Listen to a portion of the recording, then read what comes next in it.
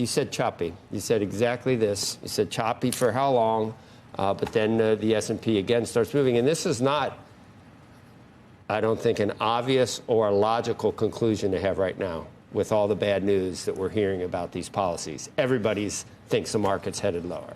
Yes, but instead we could be bottoming, maybe this week. And this is the choppiness you were talking about.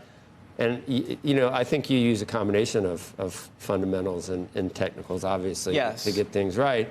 And the reason for the choppiness was going to be the first 100 days of this fire hose of executive orders and everything else. Yeah, that's right. It's kind of weighing on investors' minds. We're seeing it even in the surveys and CEOs because the tariffs and DOGE are, you know, the DOGE is creating austerity. Tariffs are creating uncertainty. Businesses are maybe sort of sitting on their hands. This is why I think markets have been sort of sinking and momentum has done so poorly. But to me, Friday was a good day because, you know, it was a bad news headline, but markets actually rallied.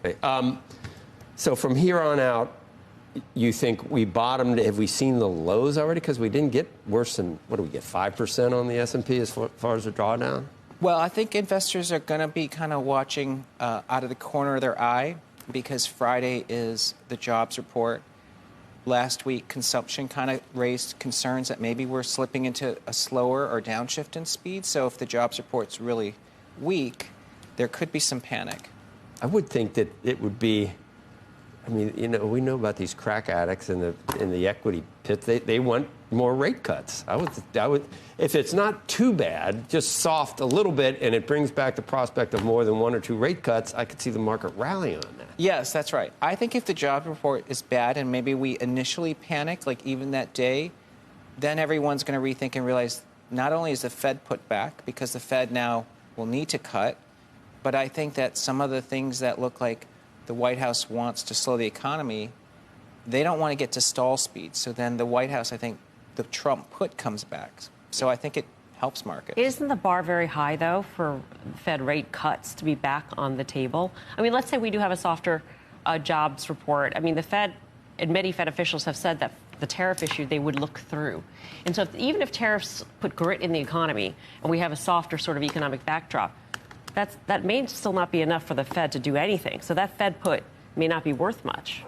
Well, I think it just depends on what the job number looks like. You know, the Fed has not worried about the labor market being inflationary, but they would certainly worry if unemployment's picking up or if we have a negative jobs report. I don't think it's negative, but something, you know, it could be well under 100,000. And if it is, I think the Fed would actually have to get off their hawkish paws. What is the fundamental and the technical backdrop for bottoming happening this coming week?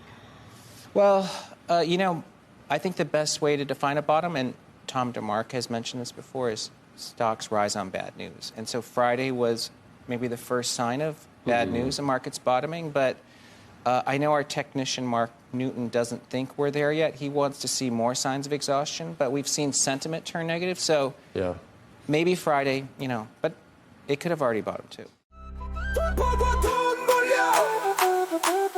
Don't